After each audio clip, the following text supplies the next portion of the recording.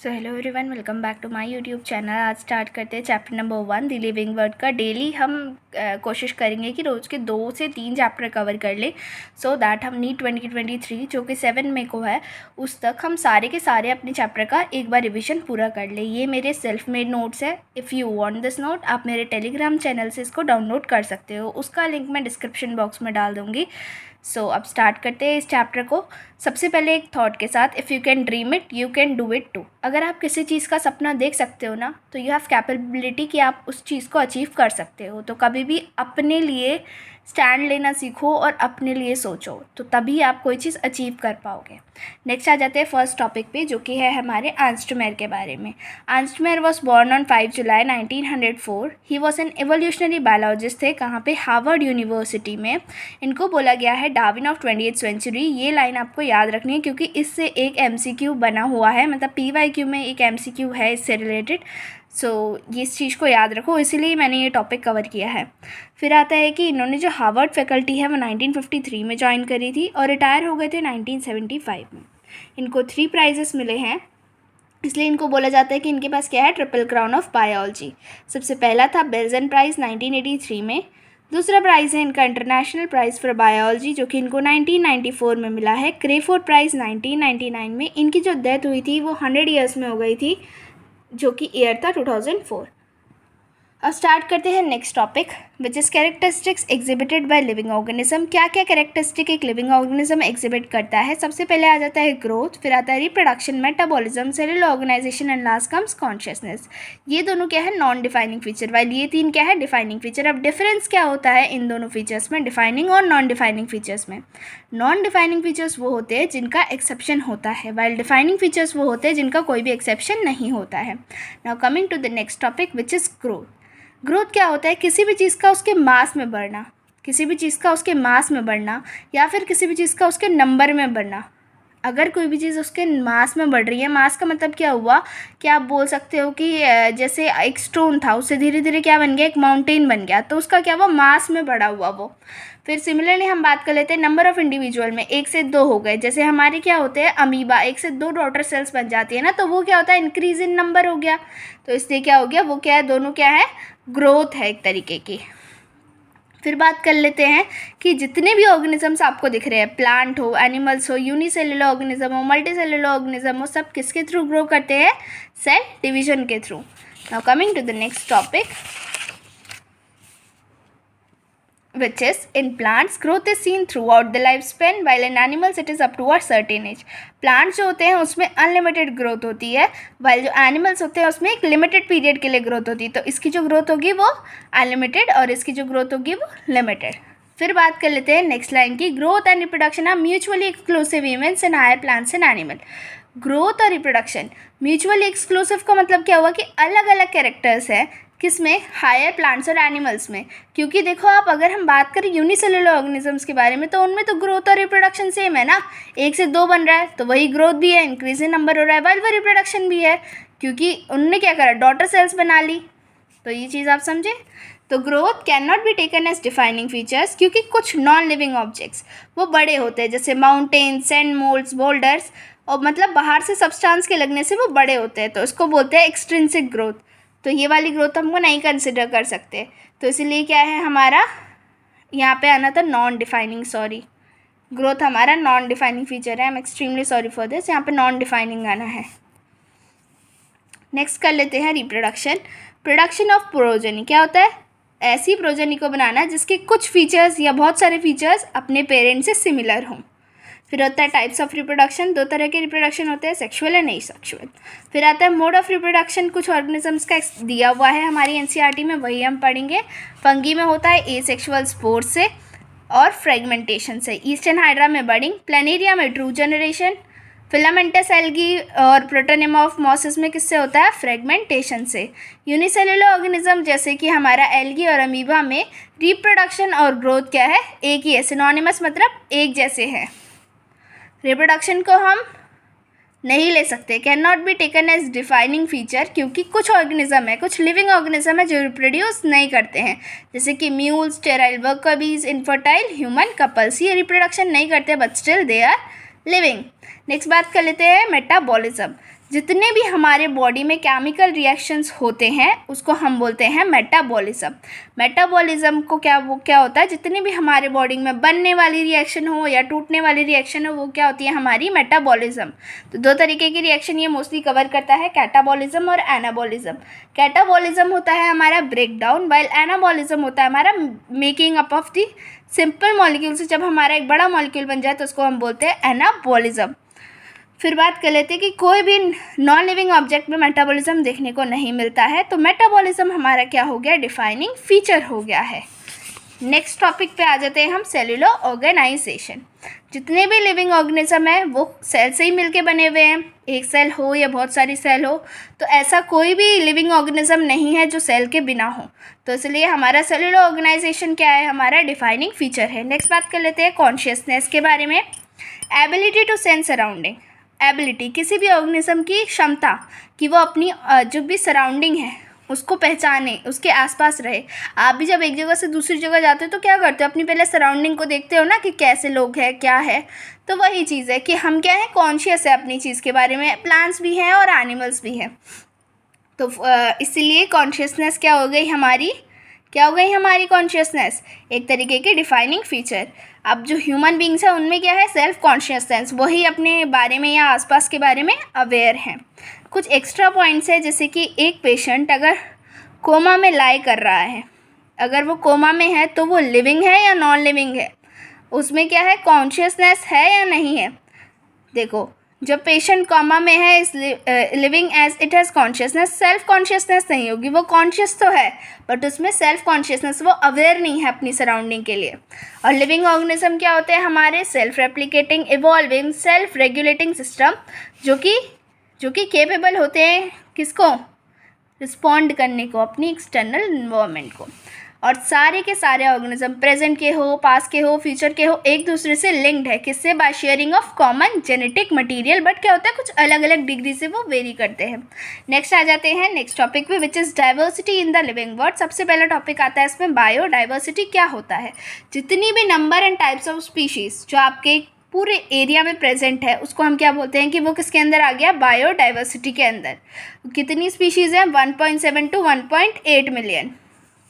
फिर next topic में आ जाते हैं नॉमेनक्लेचर, बोल सकते हो कि नामकरण। किसी भी ऑर्गेनिज्म को नाम देना, किसी भी ऑर्गेनिज्म को साइंटिफिक नाम देना is called nomenclature. It is the science of providing distinct and proper name to the organism, ताकि उसको सब एक ही नाम से जान सके, इसको बोलते हैं हम नॉमेनक्लेचर। ICBN क्या होता है, ICBN नाम देता है हमारे प्लांट्स को, तो इसलिए it is international code for botanical nomenclature. Next topic cover कर लेते हैं, ICZN क्या होता है, international code for zoological nomenclature. तो एज द नेम सजेस्ट, ठीक, इसको नाम देगा हमारे एनिमल्स को। फिर आ जाता है हमारा next topic, that is binomial nomenclature. किसने दिया था, कार्लस लियोनस ने। और ये कौन से साइंटिस्ट थे, स्वीडिश नेचुरलिस्ट थे, या फिर बोल सकते हो स्वीडिश साइंटिस्ट थे। इन्होंने क्या बोला था कि हर ऑर्गेनिज्म का नाम 2 वर्ड्स का होगा। पहला नाम क्या होगा, जेनेरिक, और दूसरा क्या होगा, स्पेसिफिक एपिथेट्स। जब हम सेपरेटली इनको लिखते हैं तो सेपरेटली क्या करते हैं, हाथ से लिखते हैं तो अंडरलाइन करते हैं इनके नाम को, और जब प्रिंट करते हैं तो इटैलिक्स में करते हैं। जेनेरा का first name is always starts with capital letter, while specific epithet का first name always starts with small letter. Next आ जाते हैं नेम ऑफ द ऑथर, भी आपको कभी कभी देखने के लिए मिलेगा, तो उसमें कभी भी अंडरलाइन नहीं होगी, ना ही वो इटैलिक्स में लिखा जाएगा, वो हमेशा रोमन लेटर्स में लिखा जाएगा।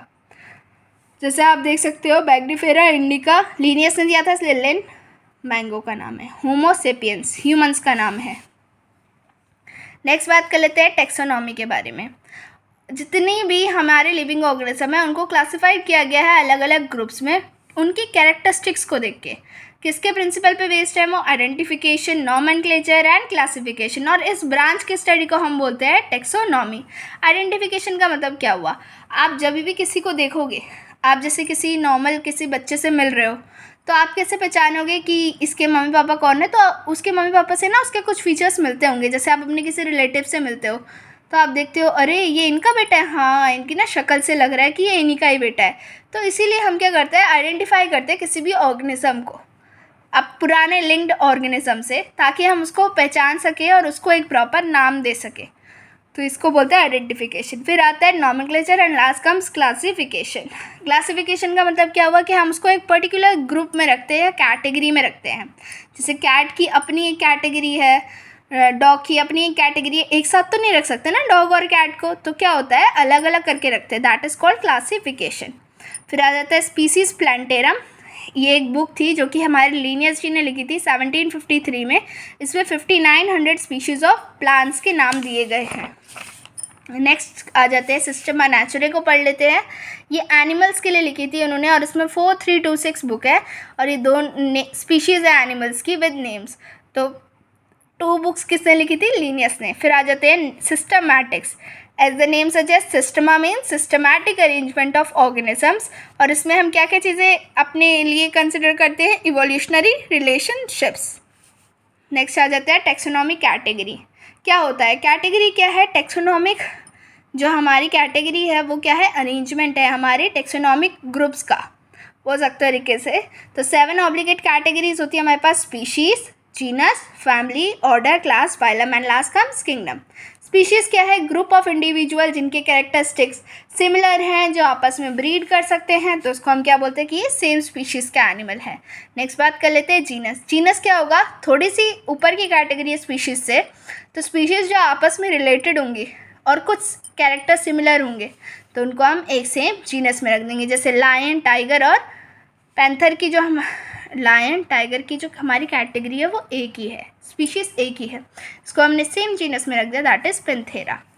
और जैसी अगर हम बात करें जीनस सोलेनम की तो उसमें आता है सोलेनम ट्यूबसम, सोलेनम निग्रम, सोलेनम मेलनजिना। फिर बात कर लेते हैं फैमिली के बारे में। ये इंक्लूड करता है रिलेटेड जेनेरा को। इसमें क्या होता है कि जितने भी रिलेटेड जेनेरा होते हैं जिनको हमने फैमिलीज़ के बेसिस पे अलग अलग किया होता है उनको हम एक साथ लाते हैं। जैसे सोलेनम, पिट्यूनिया और धतूरा सिर्फ एक फैमिली के, दैट इज सोलेनेसी। नेक्स्ट है जीनस पेंथेरा और जीनस फेलिस। जीनस पेंथेरा कौन सा हो गया? लॉयन टाइगर वाला, और फेलिस कैट्स वाला। तो ये आपस में लिंक्ड है फैमिली फेलिडे से। और असेंबलेज ऑफ फैमिलीज किस में आता है? हमारे ऑर्डर्स में। इसमें थोड़े लेस कैरेक्टर सिमिलर होते हैं, जैसे कि हमारा जो फैमिली कॉन्विलेंडेसी है और सोलेनेसी है वो आता है ऑर्डर पॉलीमिनेल्स में।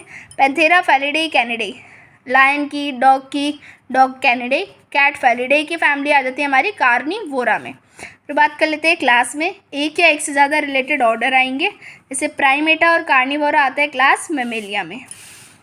नेक्स्ट आ जाता है हमारा फाइलम। फाइलम में आ जाते हैं हमारे डिफरेंट क्लासेस। तो क्लास ममेलिया, एप्स और रेप्टिलिया किस में आ गए? फाइलम कोर्डेटा में। नेक्स्ट बात कर लेते हैं किंगडम के बारे में। जितनी भी चीज़ें हैं, अब जितने भी हमारे क्लास हैं और ये सब है, ये सब किस में आ जाएंगे? एक किंगडम में, that is kingdom animalia, Plantae. और हमारा क्या आ जाता है? किंगडम एनिमेलिया हो गया, प्लांटे हो गया, मोनेरा हो गया, प्रोटिस्टा हो गया, फंगाई। तो 5 किंगडम है बेसिकली हमारे। नेक्स्ट टॉपिक कवर कर लेते हैं टेक्सोनॉमिक एड्स। तो क्या होता है? टेक्सोनॉमिक एड्स होता है हमारा किसी भी चीज़ का प्रोडक्शन बोल सकते हो, या फिर बोल सकते हो कि हमने अगर किसी चीज़ को बचाना है तो हम उनको सेव करके रख देते हैं। तो ये होता है हमारे टेक्सोनॉमिक एड्स का काम। तो कुछ हमारे टेक्सोनॉमिक एड्स हैं, जैसे कि herbarium, botanical garden, museum, zoological park, की, फ्लोरा, मोनोग्राफ, मैनुअल और कैटेलॉग। तो बात कर लेते हैं हर्बेरियम की। इसमें होता है हमारा प्लांट के स्पेसिमेंट्स जिनको हम सुखा के, प्रेस करके और प्रेशर करके किस में रखते हैं? प्रिजर्व करके किस में रखते हैं? शीट्स में। और शीट्स को अरेंज करते हैं हमारी टेक्सोनॉमिक कैटेगरीज के अकॉर्डिंग। और उस शीट में क्या क्या इन्फॉर्मेशन होती है? डेट और place of collection, English vocal, botanical name, family और जिसने कलेक्ट किया है उसका नाम। ये क्विक रेफरल है कि तुरंत हमें मिल जाएगा। नेक्स्ट बात कर लेते हैं हम बोटानिकल गार्डन में। इसमें क्या होगा? कलेक्शन है हमारा लिविंग प्लांट्स का ढूंढने के लिए। इसमें लेबल होता है बॉटनिकल, साइंटिफिक नेम और उसकी फैमिली। एक प्लांट में क्या क्या लिखा होता है? उसका साइंटिफिक नेम, बोटानिकल या साइंटिफिक नेम और उसकी फैमिली। फेमस बोटानिकल गार्डन कौन कौन से हैं हमारे? Royal botanical garden Q England में, इंडियन बॉटनिकल गार्डन होरा इंडिया में, नेशनल बॉटनिकल रिसर्च इंस्टीट्यूट जो कि लखनऊ हमारे इंडिया में है।